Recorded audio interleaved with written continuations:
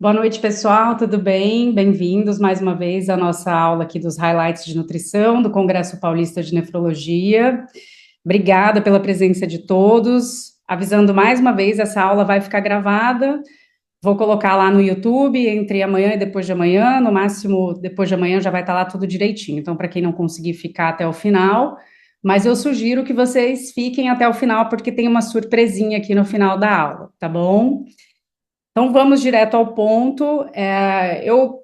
Assim, se alguém quiser me interromper, tirar alguma dúvida, não tem problema nenhum, tá? Não atrapalha a minha linha de raciocínio de forma alguma, mas eu posso também passar os slides aqui, falar um pouquinho sobre as minhas impressões do Congresso e no final a gente pode abrir para debate. Mas se alguém quiser falar alguma coisa, pode abrir o áudio, não tem problema também, tá bom?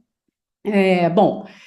Então, o congresso aconteceu na semana retrasada, lá em Campinas, e assim, tivemos muitos temas abordados, tá? Bom, para quem não me conhece, antecipar um pouquinho, né? Hoje eu atuo como vice-coordenadora do Comitê de Nutrição da SBN, e tenho toda essa atuação aí na área de nefrologia há mais de 20 anos, e resolvi trazer esses highlights porque eu sei que nem todo mundo consegue ir aos congressos e a gente teve muita coisa bacana nesse Congresso Paulista de Nefrologia. E já deixo aqui o convite para todos vocês estarem no Brasileiro de Nefro ano que vem, que a gente também vai fazer uma parte de nutrição bem especial, tá? Que eu separei para trazer para vocês aqui que eu achei de interessante, de diferente, na verdade, né? Todas as aulas foram muito interessantes. A gente teve o pré-congresso de nutrição e também tivemos algumas aulas de nutrição dentro do congresso, tá?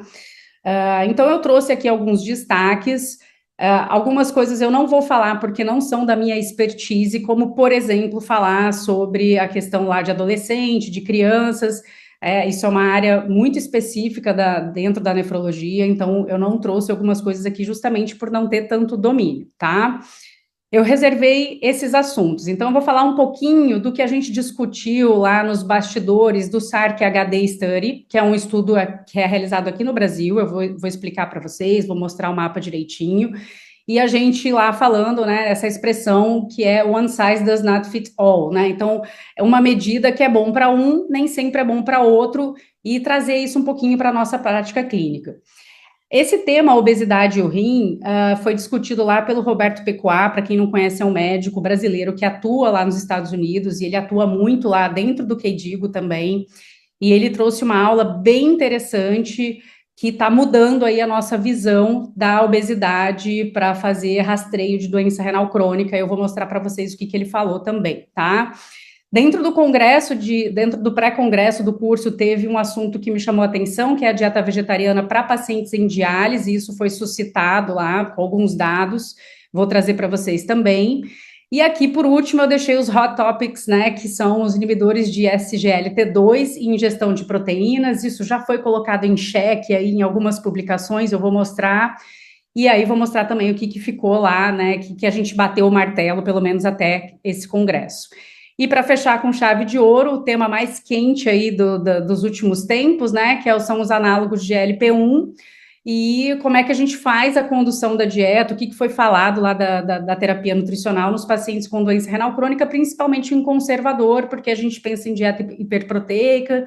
Então, vou trazer aqui para vocês o que os palestrantes falaram lá no congresso, tá?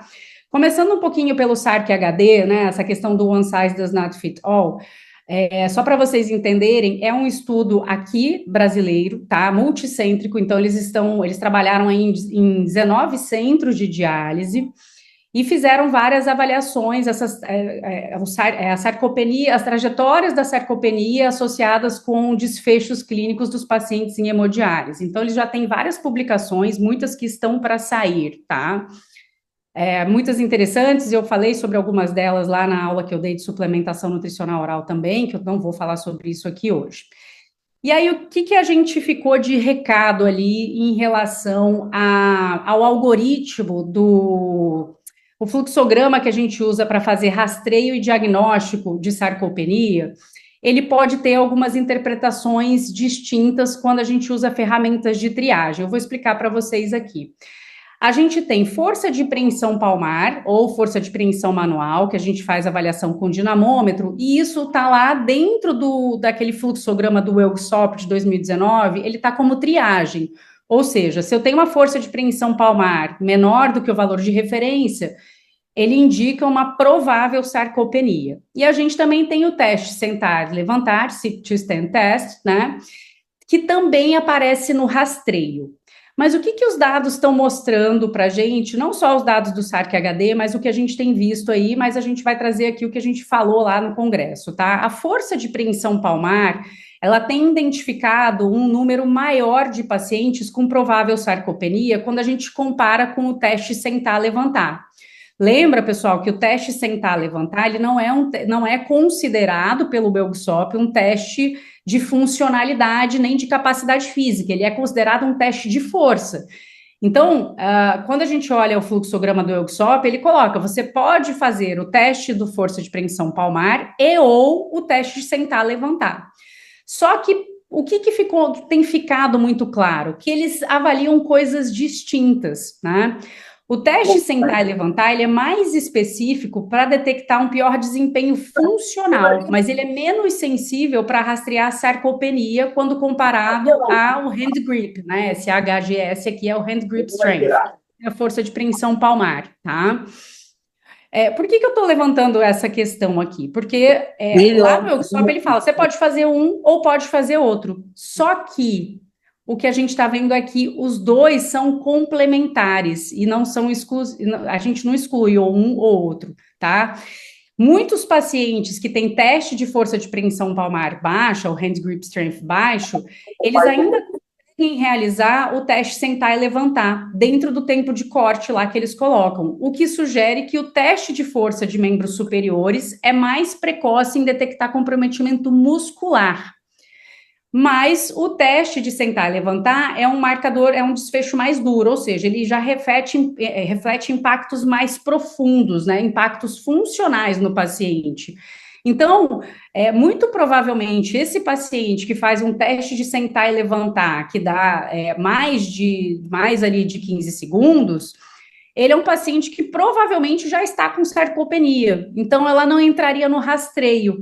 Embora, quando a gente olha aqui o algoritmo, a gente vê aqui, ó, lá no Access, né, na letra A de acessar, de triar, ele aparece, ó, para a gente medir baixa massa muscular, ou hand grip menor que 27 para homens ou 16 para mulheres, ou o teste sentar, levantar 5 vezes, se demorar mais de 15 segundos, isso positivo ali para provável sarcopenia. E aí, o que a gente conversou bastante ali nos bastidores, né? Que, na verdade, esses marcadores, eles são importantes para a gente avaliar a nossa terapia nutricional. Porque, para quem já tem um pouco de experiência, que já está trabalhando aí na prática clínica, a gente consegue, pelo menos, entender se o paciente tem uma provável sarcopenia só de olhar para o paciente. Né? Eu acho que todo mundo aqui concorda. Olhar a velocidade da marcha, quando você vai apertar a mão do paciente, alguns sinais clínicos, você já começa a perceber que esse paciente, né, até por algumas perguntas que a gente faz lá do questionário do SARC-F-COLF. Então, os marcadores, eles vão ser muito úteis para a gente avaliar a eficácia da nossa terapia nutricional, tá? E o que a gente tem sugerido é que o hand grip, ele é mais sensível, ele é um fator mais modificável. Então, talvez na prática clínica seja o que a gente mais vai usar, principalmente nutricionistas e médicos. Né? Claro que um profissional fisioterapeuta, o personal trainer, ele pode usar o sit-to-stand, que eles estão mais habituados a trabalhar com a parte funcional. Para a gente, talvez seja mais indicado a gente usar o hand grip. Tá? Então, isso foi o que foi muito discutido lá, porque embora eles estejam aí dentro do mesmo potinho, né, na triagem, eles avaliam coisas bem distintas. Então, isso foi uma coisa bastante falada lá e para a gente prestar atenção, tá? Então, é isso que eu trago aqui para vocês dos achados aí do SARC-HD. Vou entrar agora na questão da obesidade e do rim, tá? A aula que foi do Roberto Pecuá, dentro da programação do Congresso. E o que ele trouxe lá de reflexão para a gente pensar, né? E para a gente começar a tratar a obesidade de uma forma diferente. Para a Organização Mundial da Saúde, por exemplo, e para algumas outras instituições, A doença renal crônica, ela ainda é considerada uma consequência das alterações que a obesidade traz. Então, quando vocês olham para essa figura que a gente tem aqui a obesidade, vocês olham complicações metabólicas, vocês estão vendo que a doença renal não aparece aqui, tá? Então, ela é como se fosse o efeito cascata da hipertensão, do diabetes, da dislipidemia, que a obesidade traz, e isso trazendo como consequência a doença renal crônica. Mas o que acontece é que tem sido publicados aí vários estudos mostrando que existem alterações diretas da obesidade com desfechos de incidência de doença renal crônica. Por exemplo, se fala muito nesse terceiro itemzinho que eu estou apontando aqui para vocês, que é o Obesity-Related Glomerulopathy. Então, alterações glomerulares causadas pelo excesso de peso, independente do diabetes, da hipertensão, de resistência à insulina. Então, por que isso é importante, né? Então, olha só, ele trouxe aqui para a gente, ó, alguns estudos já falando. Se vocês forem olhar aqui os temas, ó, obesidade que é metabolicamente saudável. Vocês com certeza já atenderam pacientes com sobrepeso e obesidade que não têm alterações em insulina, que não estão com pré-diabetes, não têm hipertensão, ou seja, eles não têm alterações metabólicas.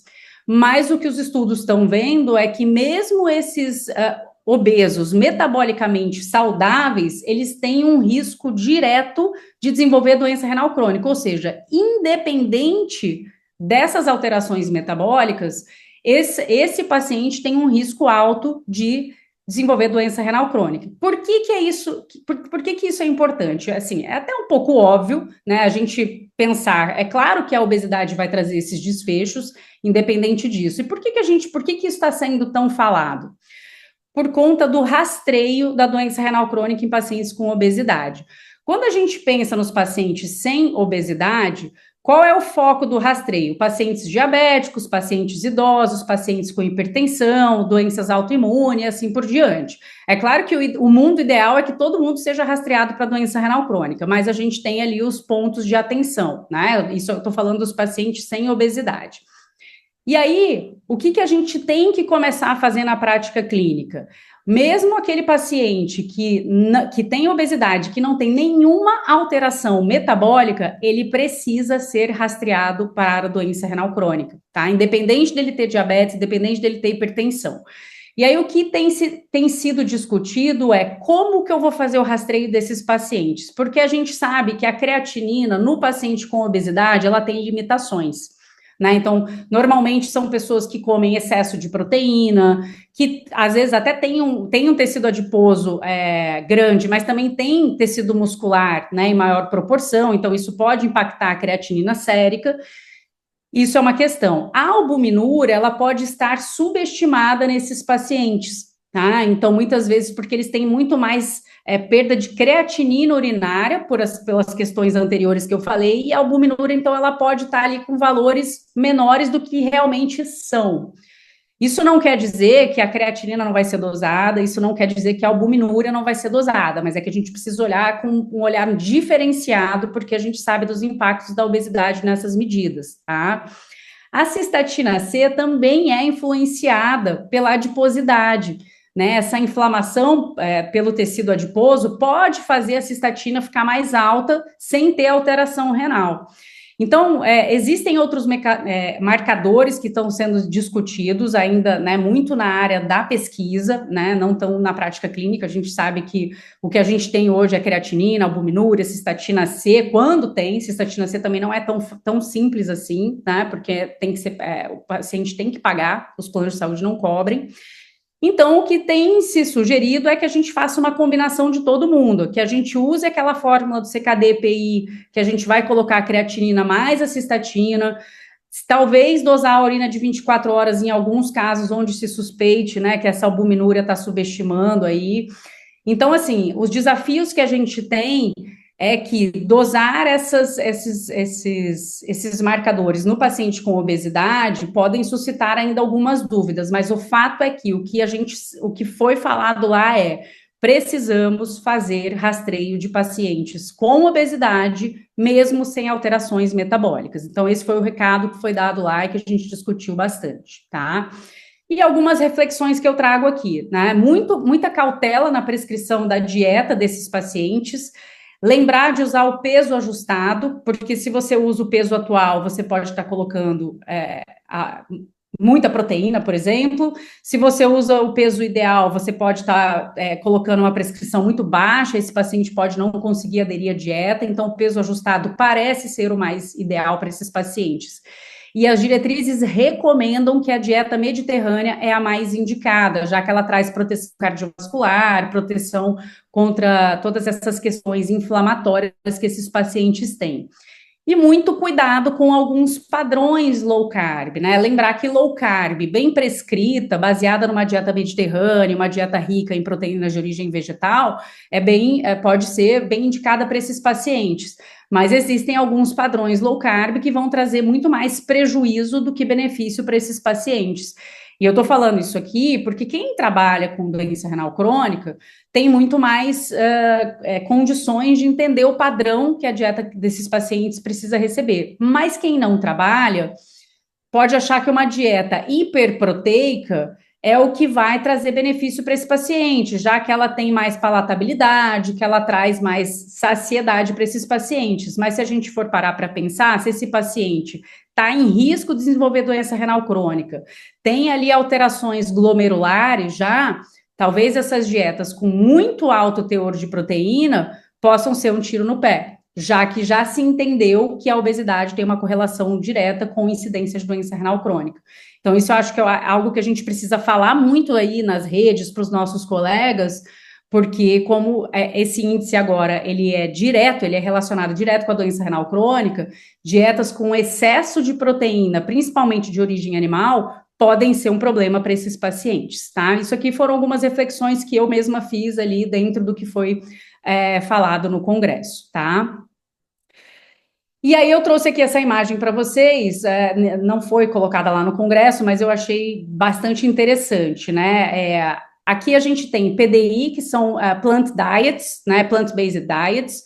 Aqui a gente tem esse Hzinho, quer dizer Health Plant-based Diets, e aqui o U é de unhealth, né? De não saudável e saudável. O que esse artigo traz para a gente, assim, de reflexão, né? Pensando no paciente que tem obesidade, que a gente precisa trazer uma dieta palatável e que a gente não pode ser tão duro na prescrição com esses pacientes. É que a gente pode começar a considerar scores, né? Então, pontuação. Então, num primeiro momento, não é interessante cortar aqueles alimentos que trazem mais palatabilidade, que trazem prazer para esses pacientes. O que a gente precisa fazer é encontrar um score positivo da dieta plant-based, da dieta mediterrânea, e trazer esses alimentos que não são tão saudáveis em menor proporção, tá? Principalmente as proteínas de origem animal.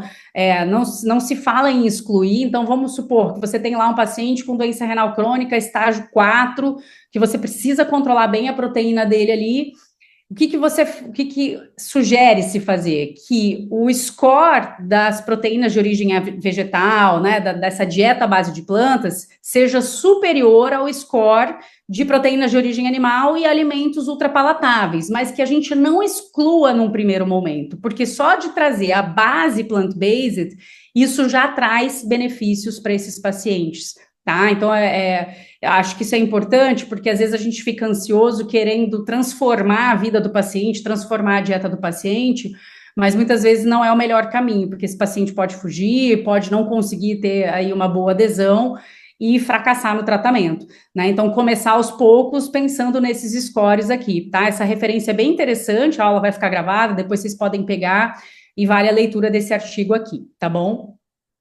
Bom, em relação à dieta vegetariana em diálise, né? Qual é o questionamento que a gente sempre faz? Será que a gente consegue atender as recomendações de proteínas, principalmente de aminoácidos essenciais, quando a gente está lidando com pacientes em hemodiálise, que são pacientes que têm perdas proteicas da diálise, que estão mais sujeitos à sarcopenia, perda de massa muscular, e têm uma necessidade proteica de 1,2 ou mais, aí a depender de cada caso, tá?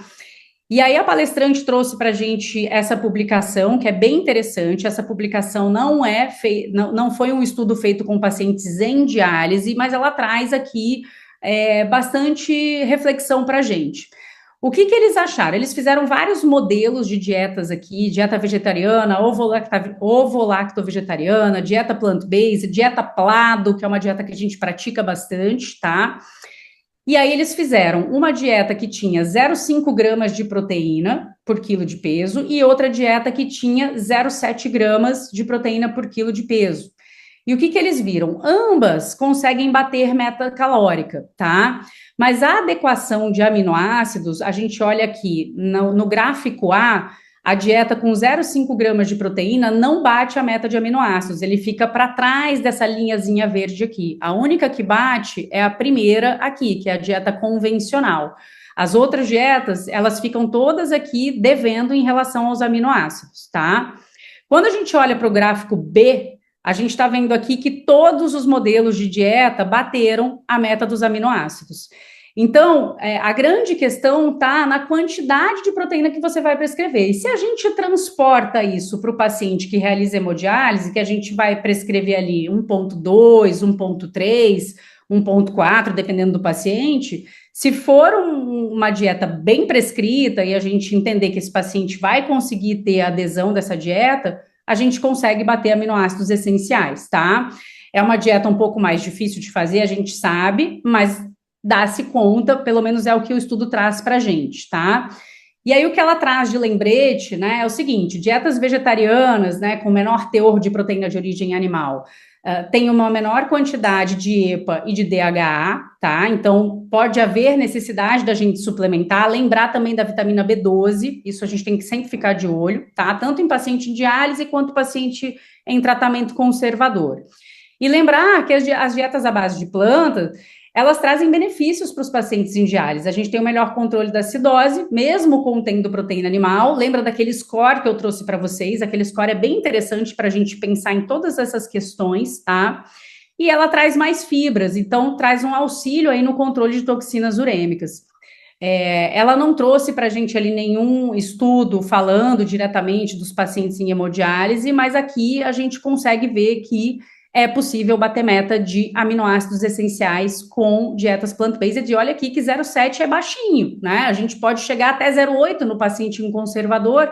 Então, na diálise, com certeza, uma dieta bem prescrita consegue bater essas metas, tá? Em todos esses modelos que eles trouxeram. Esse também é um estudo bem interessante, publicado na Nutrients em 2021, que vale a leitura, tá bom? Bom, agora um tema bem polêmico, né? Quem não viu, eu vou trazer aqui o que aconteceu esse ano. E eu até acredito que foi por conta dessa publicação que trouxeram esse assunto lá no Congresso. Os inibidores de SGLT2 e a ingestão de proteínas, né? Essas medicações, né? A gente tem Forxiga, Jardiance, enfim, a gente tem essas medicações que entraram e revolucionaram o tratamento da doença renal crônica. Então, de fato, nos últimos anos, a gente tem um arsenal terapêutico aí de medicamentos que tem trazido aí um alívio para os nossos pacientes com doença renal crônica, tá? Essas medicações, elas fazem o seguinte, de uma maneira muito simplista, elas reduzem a hiperfiltração renal porque elas diminuem a reabsorção de sódio e de glicose no túbulo proximal. Então, isso vai trazer uma redução da pressão intraglomerular, certo? Dito isso, teve uma publicação que eu vou mostrar para vocês, e aí começaram a se perguntar: será que a gente deve afrouxar esse controle de ingestão proteica, né, de pacientes em uso dessas medicações, já que elas estão reduzindo a pressão intraglomerular? E além disso, né, do SGLT2, a gente também tem os análogos de LP1 aí, tratando questões metabólicas. E aí, o que acontece, né? A gente tem uma publicação no Brazilian Journal of Nephrology de 2025, desses senhores aqui, que colocam o seguinte como tema nessa publicação: restrição proteica na doença renal crônica, uma estratégia obsoleta na era moderna. O que esses autores aqui colocam é que, com o advento aí dos inibidores de SGLT2, com o GLP-1, com todas essas novas drogas, eles escrevem nesse artigo que a prescrição da dieta controlada em proteína se tornou obsoleta, já que a gente está numa era que as medicações estão trazendo alívio aí para os pacientes com doença renal crônica. Mas, rapidamente, houve uma contrapublicação, né, que aconteceu. Denise Mafra e Deni Fouque escreveram esse artigo intitulado Obsoletas ou Subestimadas, o caso das dietas hipoproteicas na doença renal crônica, né? Trazendo aí o que provavelmente esses autores desconhecem, né? A questão do controle da ingestão proteica para os pacientes com doença renal crônica em tratamento conservador não é só em relação ao alívio ali da pressão intraglomerular, né? A dieta hipoproteica, ela traz alterações metabólicas positivas para os nossos pacientes, seja uma dieta mediterrânea, seja uma dieta plant-based, seja a dieta com mais restrição de proteína e suplementação de cetoanálogos, por exemplo, a gente tem benefícios de microbiota intestinal, redução de toxinas urêmicas, redução de acidose metabólica, mais oferta de compostos bioativos, isso trazendo desfechos positivos em doenças cardiovasculares, redução da inflamação. Opa, peraí. Então, esse artigo, né, assim, ele foi bastante criticado pelos nutricionistas que trabalham na área de nefrologia, né, que esses autores publicaram. E, claro, né, depois a gente foi ver ali, existe um conflito de interesse bem grande, né, porque eles, enfim, têm ali algumas questões com a farma que faz que tem essa ligação aí com essas medicações, e a dieta não está obsoleta, porque ela traz benefícios além do que essas medicações trazem, tá? Então, acredito que tenha sido isso o recado. O palestrante, né, foi um médico que deu essa aula e ele, né, falou que não, que a recomendação do controle proteico continua, principalmente pelos benefícios que ele traz, tirando essa questão do alívio da pressão ali intraglomerular, tá? Então, a dieta não está obsoleta, eu acho que isso está muito claro entre os nutricionistas, mas precisa ser disseminado aí entre os médicos, né? O pilar da medicação melhorou, mas a gente precisa manter o pilar da alimentação para esses pacientes, tá? Bom, e agora, né, o tema mais em alta, eu acho que para todas as áreas, né, da saúde, para todo mundo, para quem atua com nefro, para quem não atua com nefro, enfim, são os análogos de LPO em pacientes com doença renal crônica, né?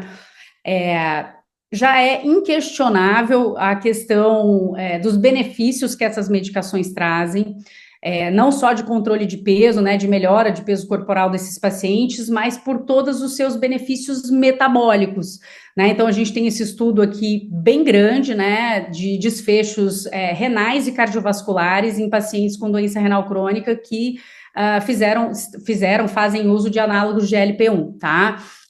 Então, o que eles viram aqui?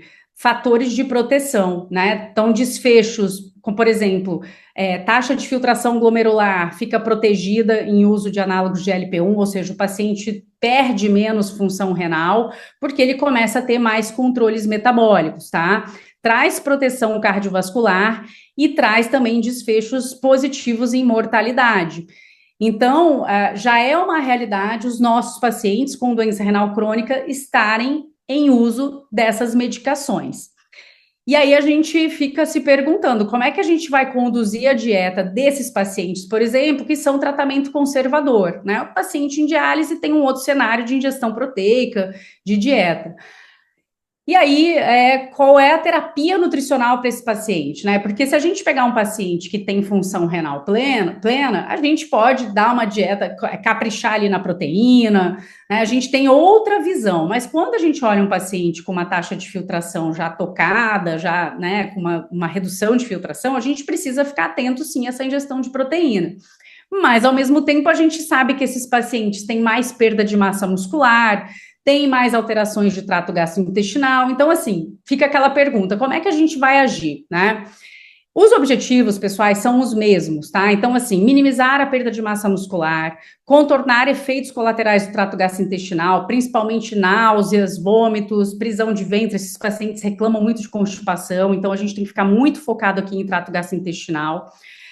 A meta sempre, né, alcançar a oferta proteica e energética, às vezes é um desafio, tá? E eu deixei esse energético aqui em negrito de propósito, porque vocês vão ver aqui um gráfico que mostra pra gente que a preocupação com a proteína é o menor dos nossos problemas, tá? E ela falou um pouquinho, né, foi a Carla Vesani que deu essa aula, sobre a questão de preparar o paciente para o transplante renal. Não sei se vocês sabem, mas na Europa, nos Estados Unidos, em alguns continentes aí, países, o paciente com obesidade, ele é simplesmente barrado de realizar o transplante renal. O Brasil, ele tem um pouquinho mais de flexibilidade. Então, mas paciente com obesidade, lá nos Estados Unidos e na Europa, por exemplo, ele não é considerado um paciente elegível para realizar transplante renal.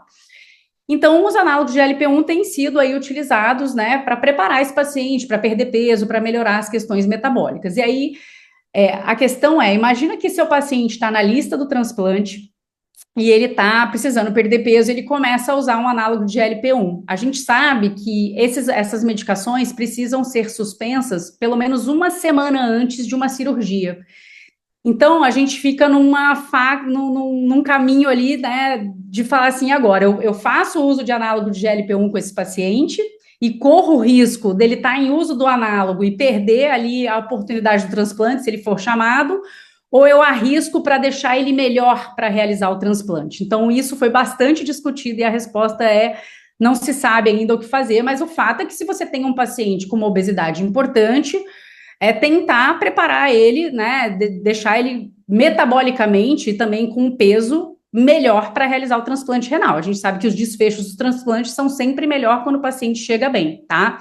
Mas existe aí essa questão, né? Imagina só o paciente ser inelegível porque está usando o GLP-1, análogo GLP-1, né? Que ele precisava ter suspendido isso uma semana antes da cirurgia.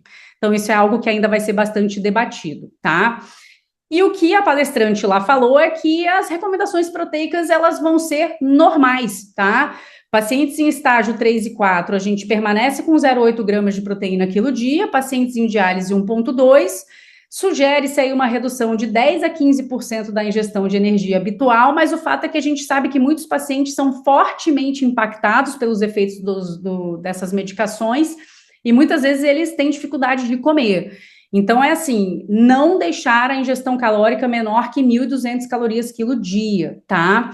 Porque, assim, a gente tem visto aí, eu tenho visto em outras aulas, né, sobre análogos de LP1, que os pacientes têm tido muitas deficiências de vitaminas e minerais. Inclusive, sugere-se aí, claro que com exames bioquímicos em mãos, de repente, esses pacientes precisarem ser suplementados aí com polivitamínicos, já que eles não conseguem bater, muitas vezes, as metas calóricas aí mínimas, tá? Então, aqui foi o que a palestrante falou lá pra gente, a Carla Vesani deixou isso aqui de painel pra gente, tá? Algumas questões importantes, né? Refeições pequenas e frequentes, elas ajudam a gente a bater as metas e reduzir os desconfortos, né? Então, o paciente às vezes fica muito empanzinado, então fracionar bem a alimentação desses pacientes e falar para eles, olha, mesmo que você não esteja com fome, é importante, porque você precisa bater meta de micronutrientes, né? De fibras, enfim, isso é importante para a gente conduzir bem esses pacientes, tá? Ela falou muito sobre a questão da gente ter formas de incentivos, né, diferentes, então formatos digitais ou outras estratégias que auxiliem o paciente. Então, por exemplo, hoje a gente tem software de nutrição que a gente pode colocar metas para os pacientes e esse paciente é notificado com essas metas, por exemplo, de ingestão de frutas, de ingestão de água. Então, a gente precisa deixar um pouco mais lúdico para esses pacientes, tá? Isso também foi bastante falado lá. E parece que o peso ajustado é o peso mais recomendado para calcular as necessidades nutricionais desses pacientes, tá? Isso também foi colocado lá, bastante enfatizado pela palestrante. Ela colocou uma tabela lá, né? Se a gente calculasse a ingestão proteica do paciente com o peso atual, ficaria muito alto. Se a gente calculasse com o peso ideal, ficaria muito baixo. Então, o peso ajustado é o peso mais recomendado, parece ser mais assertivo aí para o paciente conseguir cumprir as metas, tá? E uma coisa muito importante é que a gente precisa de métricas que não sejam apenas o peso na balança. É claro que o paciente fica sempre mais motivado quando ele vê que está perdendo peso, isso vai acontecer, mas métricas como, por exemplo, força de preensão palmar, a quantidade muscular, exames de sangue, uma hemoglobina glicada, a própria creatinina. Então, colocar algumas coisas ali como objetivos para esses pacientes também, que não sejam exclusivamente o peso na balança, porque a gente sabe que as alterações metabólicas, elas são tão importantes quanto a perda de peso para esses pacientes, certo? E aí eu fui atrás, né, essa semana de artigos, né, para tentar entender como é que tá, né, o que a gente tem de publicação mostrando aí de ingestão de macronutrientes de pacientes em uso de análogo de GLP-1. E eu peguei esse estudo aqui, feito lá nos Estados Unidos, pacientes usando o análogo de GLP-1, um estudo gigante, e olha só que interessante, a gente tão preocupado com a ingestão de proteína dos pacientes, né, olha só, esse roxinho aqui são pacientes que estão conseguindo atender a recomendação de ingestão proteica. O vermelhinho é o percentual de pacientes que não consegue atender. Então, a gente pode ver que a ingestão proteica não é um problema tão sério, tá? Então, eles colocaram aqui, ó, meta proteica entre 10% e 35%. Em média, eles estavam ingerindo 18,5% de proteína na dieta. Então, a gente fica muito preocupado com a proteína, quando, na verdade, olha só o problema aqui, olha o tamanho do problema, carboidratos. E eu não sei se vocês têm experiência em pacientes em uso de análogo de LP1, mas eu escuto muito dos meus pacientes fadiga, cansaço, que o paciente está sem energia, e muitas vezes o paciente está com hipoglicemia porque ele não está ingerindo carboidrato de forma adequada. Então, assim, isso aqui me deixou muito tranquila para entender, assim, o 0,8 gramas de proteína que a gente precisa passar para o nosso paciente está ótimo. A gente precisa se atentar aqui à energia para esse paciente conseguir fazer exercício, para ele conseguir trabalhar, porque tem paciente que acha que está com depressão, quando na verdade ele está com falta de energia, tá? E olha só, né, esse estudo feito lá nos Estados Unidos, olha só, os pacientes ingerindo muita quantidade de gordura ainda, tá? E aqui eu tenho duas impressões, né, pelo que eu li do artigo. Primeiro, é essa insanidade desses produtos enriquecidos com proteína, que o paciente acha que é saudável, e muitas vezes ele vem ali lotado de gordura saturada, e muitas vezes com açúcar também, tá? Então, educar muito bem os pacientes em relação a isso.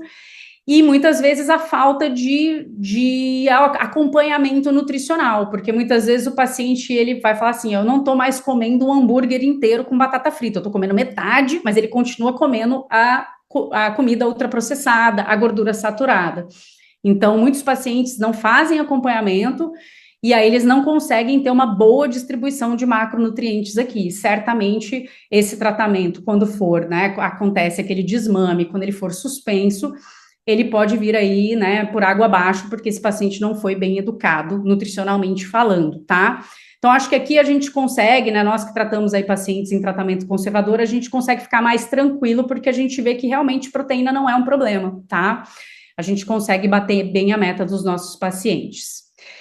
E aí, muito foi falado lá também, né, a questão de injúria renal aguda, né, a gente vê muita coisa aí na internet, né, paciente tem pancreatite, paciente tem injúria renal aguda, esses análogos de GLP-1 traz cegueira. O que a gente sabe é que esses desfechos, eles acontecem em pacientes que estão mal acompanhados, mal conduzidos clinicamente, ou estão usando sem orientação, ou não estão sendo bem conduzidos, mas eu resolvi trazer essa questão da injúria renal aguda aqui, porque parece existir uma influência indireta na questão dos hormônios da homeostase hídrica. Então, ao mesmo tempo que o paciente perde o apetite, ele também tem uma alteração na sensação de sede.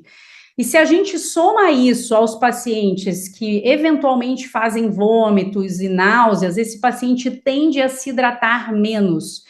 E aí ele pode fazer injúria renal aguda por essas questões, tá? Então, por isso é importante educar muito bem os nossos pacientes, em conservador, obviamente, a fazer uma boa ingestão hídrica, tá? Porque às vezes o paciente, ele já não é um bom bebedor de água. E com o uso do análogo de LP1, isso pode piorar, tá bom? Então, isso é uma coisa muito importante para a gente ficar atento com todos os pacientes e mais ainda com paciente com doença renal crônica, tá bom? E aí, vou fechar aqui com uma perspectiva futura que a gente tem, a palestrante Carla Vesani, que falou dentro do congresso de uma área que tem sido bastante, um termo que tem sido bastante utilizado nas publicações, que se chama Green Nephrology. O que é isso? É a gente começar a pensar nas nossas condutas, mas também pensando na sustentabilidade. né? Então, ela trouxe essa imagem, essa publicação, né, mostrando o seguinte: a gente não precisa se tornar vegetariano ou vegano, tá? Mas olha só, a gente tem aqui um prato onívoro, onde eu tenho uma maior proporção de proteína animal, e aí ele faz aqui, né, o total da produção de carbono, tá? E aí ela traz aqui um prato que continua tendo proteína animal, mas tem peixe, né, ao invés da carne vermelha, por exemplo, e tem aqui um carbon footprint muito menor, tá? Além disso, né, não vou entrar muito nesse tema, mas, por exemplo, a gente teve na semana passada um encontro de pacientes com doença renal crônica aqui no Rio, realizado pela Sonerge, e foi falado muito sobre transplante. Então, assim, a gente quer cada vez mais crescer o número, né, de transplante, porque a gente diminui pacientes realizando diálise. A diálise, ela faz muito gasto de água, muito gasto de equipamentos, de insumos, e isso vai na contramão da sustentabilidade. Então, a Green Nephrology, ela parte do pressuposto da gente trazer conscientização de transplante de órgãos, trazer conscientização de uma alimentação mais plant-based, evitar que o paciente chegue à diálise. Então, tem vários pilares da Green Nephrology. Se vocês digitarem lá no PubMed, vocês vão ver muitas publicações. Essa aula da Carla foi muito legal. E é para a gente também conversar sobre isso com os pacientes, né? Que a alimentação deles também tem um impacto na questão do planeta, né? E a gente precisa linkar isso trazer mais consciência para o paciente, que vai fazer bem para ele e também para o planeta, tá bom? Essas foram as impressões mais diferentes que eu quis trazer para vocês do Congresso, tá? E continuando pensando no futuro, né? Como vocês viram, a gente tem um crescimento de doença renal crônica, de incidência aí de pacientes, vocês estão vendo a questão da obesidade, trazendo problemas aí, desfechos renais. Então, a gente precisa saber sobre nutrição e nefrologia, tá? Para quem não sabe, eu tenho um curso que está lá na Hotmart disponível. Ele foi lançado já há algum tempo, os módulos 1 e 2. Recentemente, a gente lançou módulos 3 e 4 e a gente fez lá um desconto super especial no lançamento. Esse desconto já não existia mais, mas para quem quiser se inteirar aí do assunto, a gente voltou com o desconto, tá? Então tem 10% de desconto em cima dos valores promocionais, se vocês usarem esse cupom extra 10 aqui, tá? Esses QR Codes vão levar vocês lá para a Hotmart, então para quem quiser comprar todos os módulos ou comprar só o módulo 3 e 4, é só direcionar aqui no QR Code ou lá na minha página no Instagram também, é só clicar lá no link da bio que a gente tem lá toda a questão do curso, tá bom? É isso, pessoal. Obrigada.